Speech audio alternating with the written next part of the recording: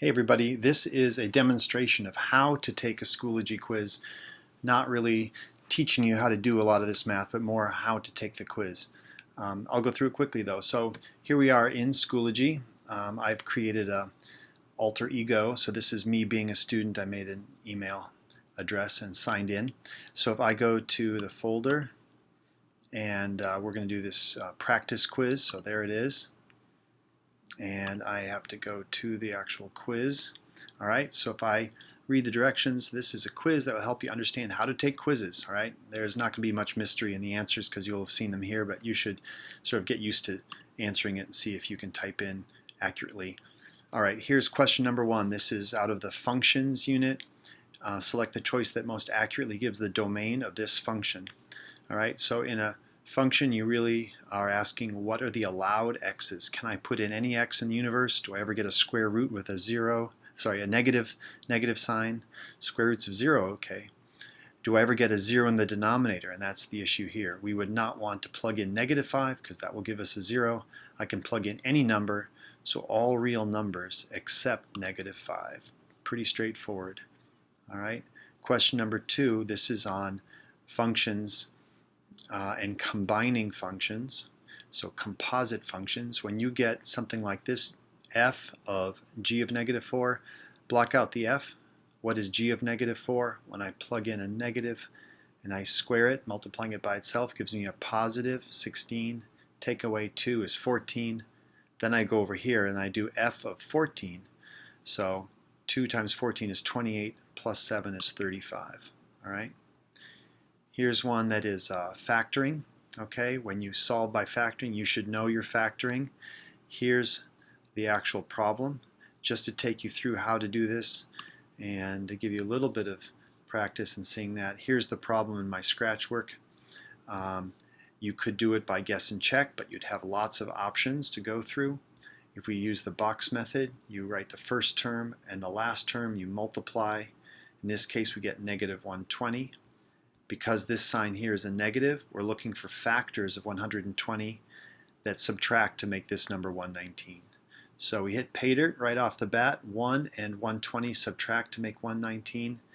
If it had been something like a -14, then I would have had to go down here to 6 and 20. They subtract to make 14. But it isn't, so this is kind of easy. I then can fill in those numbers either place. If I put the -120 there and the 1 there, I would then write down just that top row and I throw out common terms. I can throw out a 10 and I can always throw out an x. So this is that factor then when I take and divide everything by 10x. X minus 12, that's one of the two factors. The other one then is 10x plus 1. You should know this. Then we're not done because we need to ask what are the actual solutions. And so then over here the actual solutions are when each of those factors is equal to 0. When x is 12 I get a 0. When x is -1/10 I get a 0. So in order to answer, this is to avoid being able to just guess and check, I add those two up. And you can do it on your calculator, you can do it by finding common denominator, but the answer is 119 over 10. So do I find that? I do find that. 119 over 10. Next problem is, given this function, find the coordinates of the vertex, but when you get those two coordinates, add them together and answer one single number. So I've got this over here in Scratch again. Here at the bottom, x squared minus 40x plus 1. I put it into the minus b over 2a formula. When I do that, I get my x value of 20. And when I plug in 20, I get my y value of negative 399. But remember, I add those two together, and that gives me negative 379. So I hope I find that answer there, and it is my first option. The order of these problems is done randomly, so don't think it's always going to be the third one along or the first one or whatever. This is a finding a square root or extracting a square root. This type of solution is going to be similar if we're using the quadratic formula or if we're completing the square. This saves us having to type in a radical sign and the plus and minus thing. So watch carefully. When we go to solve this, you want to work your way through to a solution. Again, I did that on scratch paper here. So I've got my original problem. I add 79, I get 180. I divide by 10, I get 18. I take the square root and then I simplify that radical. Know how to do this. 2 times 3 times 3 gives me 18. I can take the square root of the 3 times 3 part. That's just the 3. I can't take the square root of the 2. That's just alone. So I get 3 radical 2. So I write that here. Then I add 6 to both sides and I divide by 3. So my actual solution is x is going to be 2 plus or minus radical 2.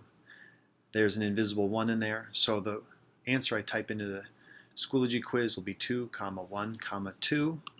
So I go over here and I type in 2, 1, 2, and I hit submit. And it will ask me, for sure, do I want to submit? I say, heck yeah. And then it should give me my results.